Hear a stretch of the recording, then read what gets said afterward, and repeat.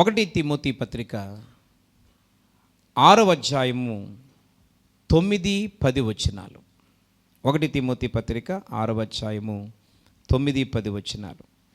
ధనవంతులగుటకు అపేక్షించువారు శోధనలోను ఉరిలోను అవివేకయుక్తములను హానికరములైన అనేక దురాశలలోనూ పడుదురు.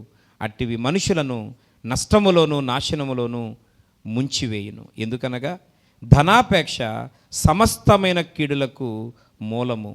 కొందరు దానిని ఆశించి విశ్వాసము నుండి తొలగిపోయి నానా బాధలతో తమ్మును తామే పొడుచుకొనిరి.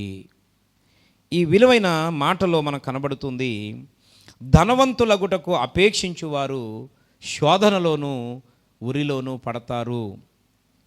తద్వారా 10వ వచనంలో ఉన్న మాట ఏంటంటే, చాలామంది ఇలాంటి వాటిని ఆశించే వారి విలువైన ఆత్మీయ జీవితాన్ని పాడు చేసుకొని వారికి వారే పొడుచుకున్నారు, వారి జీవితాలు నాశనం చేసుకున్నారు అని దేవుడు జ్ఞాపకం చేస్తూ ఉన్నాడు.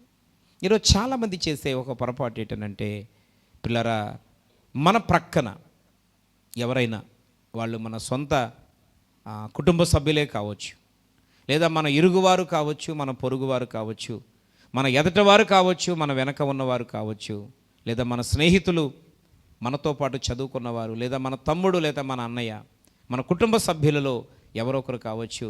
వారు మనకంటే గొప్పవారు అవుతుంటే కొన్నిసార్లు కొంతమంది వెంటనే ఆలోచించేది ఏంటంటే, నేను కూడా అలా అయిపోతే బాగున్ను, నేను కూడా అలాంటి స్థితిలో ఉంటే బాగున్ను, నేను కూడా అలాగా జీవితాన్ని ఎంజాయ్ చేస్తే బాగున్ను, నేను కూడా అలాంటి స్థితిలో లగ్జరీ జీవితాన్ని కలిగి ఉంటే బాగున్ను అని అనుకొని చాలామంది చేసే పని మానేసి వానికి దేవుడు బ్రతుకు తెరువు కొరకు ఏదైతే జీవిత ఆధారణ ఇచ్చాడో దాన్ని చేయడం మానేసి, ఆ ఉద్యోగమైనా, ఆ వ్యాపారమైనా, ఆ వ్యవసాయమైనా, ఆ కూలి పనైనా, ఆ చేతి పనైనా అది చేసుకోవడం మానేసి, అలా కొంతమంది చదువుకోవడం మానేసి, ప్రియమైనటువంటి వారలారా, మరి కొంతమంది ఆత్మీయ దైవజనులు అయితే వారి సేవ మానేసి, వారి పరిచర్య మానేసి, దేవుడు వారికి ఏదైతే అప్పగించాడో అవి మానేసి, నేను కూడా ధనవంతుడిని అయిపోవాలా, నేను కూడా అలాంటి ఇల్లు కట్టేసుకోవాలా, నేను కూడా అలాంటి కారులు, అలాంటి బళ్ళు మీద తిరగాల, నేను కూడా అలాంటి వస్తువులను ధరించాలా, నేను కూడా అలాంటి వస్త్రాలను ధరించాలా, నేను కూడా అలాంటి సుఖవంతమైనటువంటి విలాసవంతమైన జీవితాన్ని జీవించాలా, వాళ్ళలాగా నేను కూడా హుందాగా రోడ్ల మీద తిరగాల అని అనుకునేటువంటి వాడు చాలామంది ఈరోజు వారికి ఉన్న ఆధారాన్ని మొదట కోల్పోతున్నారు. వారికి ఉన్న ఆధారాన్ని కోల్పోతున్నారు. ధనవంతుడగుటకు ఈరోజు ఆతృత పడేవాడు కీడులోను శోధనలోనూ పడతాడు అని చాలా స్పష్టంగా దేవుని వాక్యం తెలియజేస్తుంది. అంటే పిల్లారా, ధనవంతులు అవడం దేవుడికి ఇష్టం కాదా? దేవుడు ధనవంతులుగా చేయడా అంటే చేయడని కాదు దాని అర్థం. నీవు ధనవంతుడు ఆగడం దేవుడికి ఇష్టం కాదని అసలే కాదు.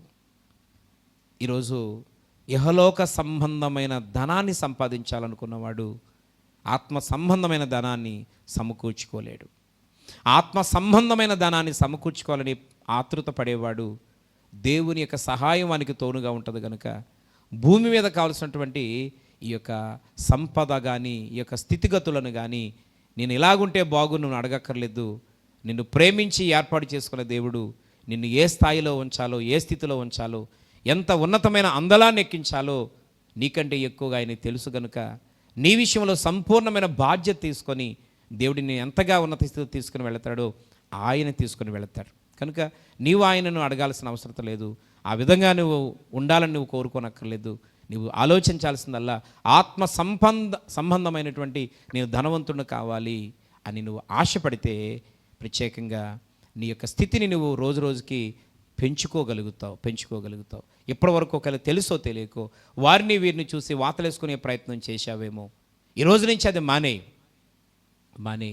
దేవుడు నీకు ఏదైతే బ్రతకమని అప్పగించాడో, ఏ దారైతే, ఏ మార్గమైతే ఇచ్చాడో, ఏ సంపాదన అయితే ఇచ్చాడో దాంట్లో తృప్తి పడుతూ, దానిని బట్టి దేవుణ్ణి ఘనపరుస్తూ, కృతజ్ఞతాస్తుతులు చెల్లిస్తూ దేవుని వైపు చూడు. మనుషుల వైపు చూడకు, ఈ పక్క ఆ పక్క ఉన్న వారి వైపు చూడకు, పెరిగిపోతున్న వారి వైపు చూడకు, యేసు వైపు చూడు. అంతకంటే ఉన్నత స్థితిలోనికి దేవుడు నిన్ను నడిపిస్తాడు.